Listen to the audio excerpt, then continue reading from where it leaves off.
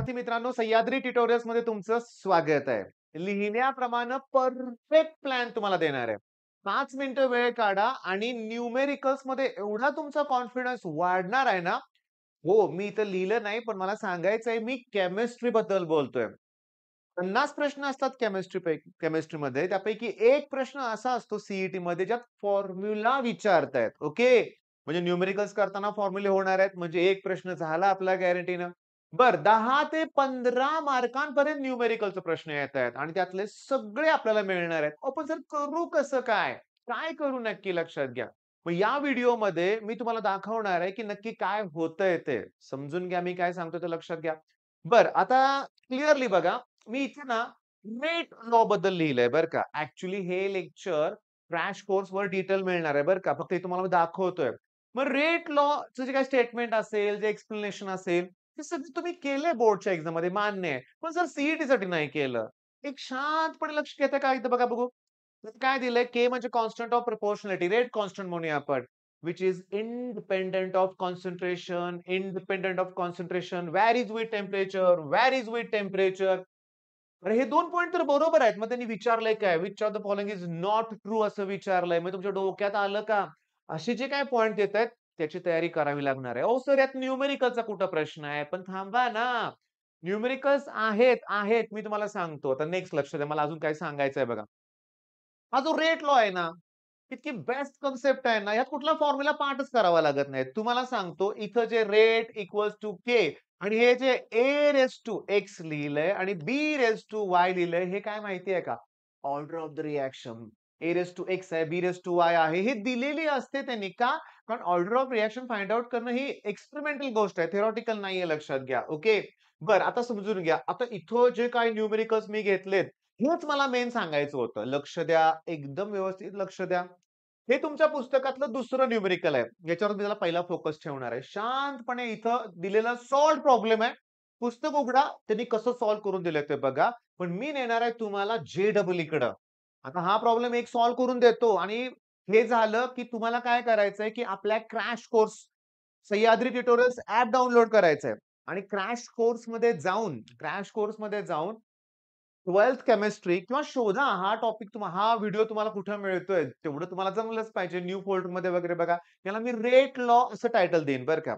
चला जे-डबल-ईचा 2024 चा प्रॉब्लेम बघूया आपण हां. नीट लक्ष द्या. पुस्तकातलं तुम्ही बघितलं असेल, की कसं सॉल्व्ह करायचंय केलंय. आता मी तुम्हाला सांगतो व्यवस्थित लक्ष द्या. अगदी व्यवस्थित लक्ष द्या. तुमच्यापेक्षा जास्त एक्साइटेड तर मी झालोय. का?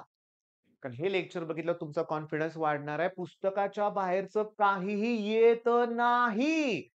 सिरियसली काही येत नाहीये. म्हणजे ट्रिक्स पाहिजेत तुम्हाला. तुम्ही व्हिडिओ बघा. तुमच्या पण लक्षात येईल, की लॉग टेबलची गरज नाही, काही नाही. आरामात सॉल्व्ह होणार आहे. चला इकडे बघा आता. ए आणि बी आहे. स्टेप 1 काय माहितीये का, की तुम्ही कुणाचं कॉन्सन्ट्रेशन कॉन्स्टंट आहे बघा. चला इथं 0.3 कॉन्सन्ट्रेशन कॉन्स्टंट आहे. ओके. मग इथं बीचा विचार करा. बघा मी असं लिहितोय, की r equals to k. A raise to आणि बी रेज तुम्हाला लिहायचंय. आता शांतपणे बघा. ए कॉन्स्टंट आहे. आता बीचं कॉन्सन्ट्रेशन डबल केलंय का बघा. बीचं कॉन्सन्ट्रेशन डबल केलंय की नाही? आता मग इथं रेटवर काय फरक पडलाय ते बघा. बीचं कॉन्सन्ट्रेशन डबल केल्यामुळं रेट 4 टाइम्स इन्क्रीज झालाय. बाळांनो तुम्ही पॉइंटचा विचार करू नका. इथे ह्याला जर मी 10 ने डिव्हाईड केलं तर ह्याला 10 ने मल्टिप्लाय करावं लागणार आहे. हे 28.8च आहे जर मी -2 लिहिलं तर. मग याचा अर्थ बघा.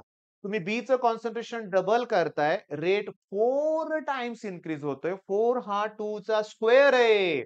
ऑर्डर मिळाली. आता ठीक आहे मग एच कसं काढायचं? ए ची ऑर्डर काढण्यासाठी बी कुठं कॉन्स्टंट आहे बघा. चला इथं बी कॉन्स्टंट आहे बघा. दोघांचं कॉन्सन्ट्रेशन 0.1 आहे. तर एचं कॉन्सन्ट्रेशन किती टाइम्स इन्क्रीज केलंय बघा. 0.1 चं 0.4 केलंय म्हणजे 4 टाइम्स इन्क्रीज केलंय. 4 टाइम्स. मग मला सांगा एचं कॉन्सन्ट्रेशन 4 टाइम्स इन्क्रीज केलंय. अरे रेट पण 4च टाइम इन्क्रीज झालाय. 4 ला 4. 4 ला 4. तुम्ही म्हणाल परत -2 तेच पुन्हा ह्याला 10 ने मल्टिप्लाय ह्याला 10 ने डिव्हाईड केलं की -3 फॅक्टर येतोय. मग Aचं कॉन्सन्ट्रेशन तुम्ही 4 टाइम इन्क्रीज केलं, की रेट पण 4च म्हणजे इथं ऑर्डर 1 येणार. आता समजून घ्या. जर मी कॉन्सन्ट्रेशन डबल केलं आणि रेट जर 8 टाइम्स इन्क्रीज होत असेल 8 तर ऑर्डर 3 येणार. कारण 8 हा 2 चा क्यूब आहे. आता तोंडी सोडवायचे तोंडी. मी तुम्हाला सांगू का बाळांनो, हा जो टॉपिक आहे ना तोच दी बेस्ट आहे लक्षात घ्या. आणि आणि म्हणूया आपण गॅरंटीनं याच्यावरती क्वेशन्स आहेत. आता गंमत सांगू का? तुम्हाला चला ठीक आहे. हे order of the reaction, calculate rate constant. ही कॅल्क्युलेट रेट कॉन्स्टंट आहे ना, बघा नीट ऐकायचं बघ. First order in A, second order in B आणि बीचं कॉन्सन्ट्रेशन बघा 0.1 आहे. किती आहे बीचं कॉन्सन्ट्रेशन? 0.1. आता नीट तुम्हाला दाखवतो बघा, नीट लक्ष द्या. बीचं कॉन्सन्ट्रेशन 0.1 बघा आता. तुम्हाला सांगतो कितीतरी ठिकाणी बघा बीचं concentration 0.1 rate constant. First order in A, second order in B. तेच होतं ना पुस्तकात. First order in A, second order in B. थोडा तरी वाढला का कॉन्फिडन्स? माझ्याबरोबर सुरुवात करा. मी तुम्हाला केमिस्ट्रीमध्ये पैकीच्या पैकी मार्क मिळवून दाखवणार आहे. ऑर्गॅनिक मेथड्स वेगळी असणार आहे. बाळांनो, मी तुम्हाला खरं सांगू का? अप्लाइड केमिस्ट्री मेथड वेगळी असणार आहे. करून घ्यावं लागणार आहे तुमच्याकडून. तुम्हाला परत-परत करावं लागणार आहे आणि माझं टार्गेट फिक्स आहे. मला माहिती आहे रे. मला माहिती आहे, की एक्स्ट्राऑर्डिनरी स्टुडंट कमी आहेत. हां, कमी असतात. 5% टॉपर असतात. पण जे मधले आहेत ना, मधले ते सगळ्यात ग्रेट असतात. मी तुम्हाला सांगू का, आता मला कोणाला इथं दुखवायचं नाहीये, नाहीये, नाहीये. पण माझ्या आयुष्यातला तो अनुभव आहे. ही जे टॉपर आहेत ना, मी तुम्हाला क्लिअरली सांगतो, मला कुणालाही दुखवायचं नाहीये बाळांनो. पण हे जे टॉपर आहेत ना, पण सक्सेस मिळवत असतील. पण ह्यांच्यापेक्षा जास्त सक्सेस मिळवणारे माझे स्टुडंट मी मधल्या रेंजमधले बघितलेत. अरे जबरदस्त यश मिळवलंय मुलांनी. म्हणजे मला म्हणायचं आहे काय एकदा कॉन्फिडन्स आला की जमलं. मग नाहीतर कुणालाही दुखवत टॉपर प्रामाणिकपणे कष्ट करतात. पण काय होतं सांगू का लक्षात घ्या. मी म्हणजे मला इथं कुणालाही दुखवायचं नाहीये, पण कुणालाही कमी लेखायचं नाही हे मेन मुद्दा मला मेन सांगायचा होता. तुमच्या लक्षात आलं असेल मला काय म्हणायचंय ते. मग मेन पॉइंट काय की तुम्ही स्वतःला कमी समजू नका. मलाही येत नाही समजू नका. तुम्ही पुस्तकातले न्यूमेरिकल मन लावून करा. हा जो प्रकार आहे ना, बघा ना, what is the overall order of the reaction विचारलंय. ओव्हरऑल ऑर्डर विचारलंय. 2+1 3 आहे तसा पण ओव्हरऑल ऑर्डरचा प्रश्न बघितला होता. ही घे ओव्हरऑल ऑर्डरच विचारलंय. इथे 2-1 आहे 1/2 ओव्हरऑल ऑर्डर 3/2 आहे. मग इथे 3/2 आहे. 2 मॉलिक्यूल आहेत, बायमॉलिक्युलर आहे. तोंडी होण्यासारखे आहेत. मग हे सगळे प्रश्न आपल्या क्रॅश कोर्सच्या लेक्चर्समध्ये होणार आहेत लक्षात घ्या.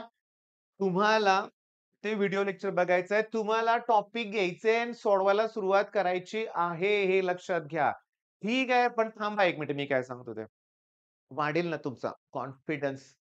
वाटते ना तुम्हाला सगळं हे सोपं म्हणूया आपण? आहेच सोपं. मग सुरुवात करा. कुठली वाट बघताय? All the best.